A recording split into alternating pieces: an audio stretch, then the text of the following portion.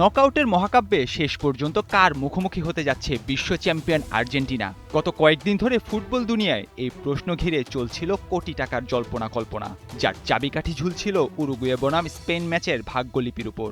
কাগজ কলমের হিসেব বলছিল গ্রুপ এইচ এর রানার্স আপ দল হবে যেই দল, সেই খেলবে নকআউটে মেসিদের বিপক্ষে।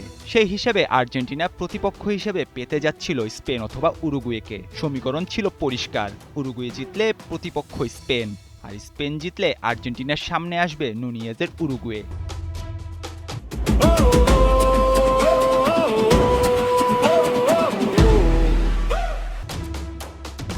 মাঠের লড়াইয়ে উরুগুয়েকে 1-0 গোলে হারিয়ে নিজেদের কাজটা সেরে রেখেছিল স্পেন। স্বাভাবিক হিসেবে গ্রুপ রানার্স আপ হয়ে লুইস সুয়ারেজের উত্তরসূরিদের পড়ার কথা ছিল লিওনেল মেসির আর্জেন্টিনার সামনে। কোটি ভক্ত যখন আর্জেন্টিনা বনাম উরুগুয়ের সেই হাই ভোল্টেজ লাতিন ক্লাসিকোর প্রহর গুনছিল, ঠিক তখনই ফুটবল বিধাতা যেন আড়ালে বসে লিখলেন অন্য এক চিত্রনাট্য।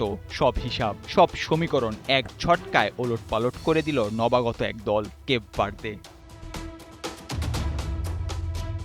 গ্রুপ পর্বের শেষ ম্যাচে সৌদি আরবের বিপক্ষে মরণপণ লড়াইয়ে গোলশূন্য ড্র করে প্রথমবারের মতো বিশ্বকাপ খেলতে আসা কেপ ভার্দে, আর তাতেই বিশ্বমঞ্চের বুকে খোদাই হয়ে গেল নবাগত এক দলের অমর উপাখ্যান। প্রথমবারের মতো বিশ্বকাপ খেলতে এসে গ্রুপ পর্বের 3টি ম্যাচে 3টিতে ড্র করে 3 পয়েন্ট নিয়ে রূপকথার মতো নকআউটের টিকিট কেটে নিল আটলান্টিকের এই দ্বীপরাষ্ট্রটি। অন্যদিকে 2 ড্র আর 1 হারের বিষাদ নিয়ে মাত্র 2 পয়েন্ট পকেটে পুরে টুর্নামেন্ট থেকে বিদায় ঘণ্টা বেজে গেল সাবেক বিশ্ব চ্যাম্পিয়ন উরুগুয়ের। লাতিন জায়ান্টদের কপাল পুড়িয়ে ইতিহাস গড়ল কেপ ভার্দে।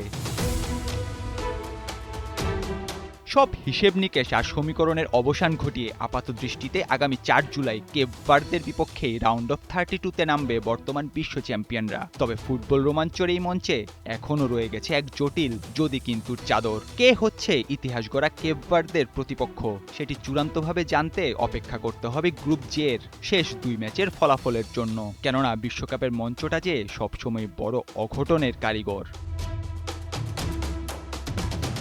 গ্রুপ পর্বে নিজেদের শেষ ম্যাচে আর্জেন্টিনা যদি গোলের দেখা না পেয়ে বড় ব্যবধানে জর্ডানের কাছে পরাস্ত হয়, তাহলে বদলে যেতে পারে সব সমীকরণ। সেক্ষেত্রে তাকিয়ে থাকতে হবে আলজেরিয়া বনাম অস্ট্রিয়ার ম্যাচের দিকে। সমান 3 পয়েন্ট নিয়ে টেবিলের 2 ও 3-এ আছে অস্ট্রিয়া ও আলজেরিয়া। 2 দলের ব্যবধান কেবল গোলে। আর্জেন্টিনা জর্ডানের কাছে হেরে যাওয়ার পর অস্ট্রিয়া যদি বড় ব্যবধানে আলজেরিয়ার বিপক্ষে জয় বাগিয়ে নেয়, তাহলে ঘুরে যেতে পারে পুরো দৃশ্যপট। গোল ব্যবধানে হিসেবে গ্রুপ চ্যাম্পিয়ন হয়ে নকআউটে কেপ ভার্দের বিপক্ষে খেলবে তখন অস্ট্রিয়া, আর আর্জেন্টিনাকে খেলতে হবে স্পেনের বিপক্ষে। তবে এই ব্যাপারটা অসম্ভবের কাছাকাছি হলেও অবাস্তব নয়। এখন দেখার বিষয়, ইতিহাস ওলটপালট করা কেপ ভার্দে কি গিলোটিনে চড়াবে বিশ্ব চ্যাম্পিয়নদের স্বপ্ন, নাকি নীল সাদার ঐশ্বরিক ঝড়ে লণ্ডভণ্ড হবে আটলান্টিকের এই দ্বীপরাষ্ট্রের রূপকথা। জল্পনার অবসান আর নতুন ইতিহাসের জন্ম দেখতে চোখ রাখতে হবে মাঠের মহাযুদ্ধে। নাহিয়ান আরেফিন, ৭১।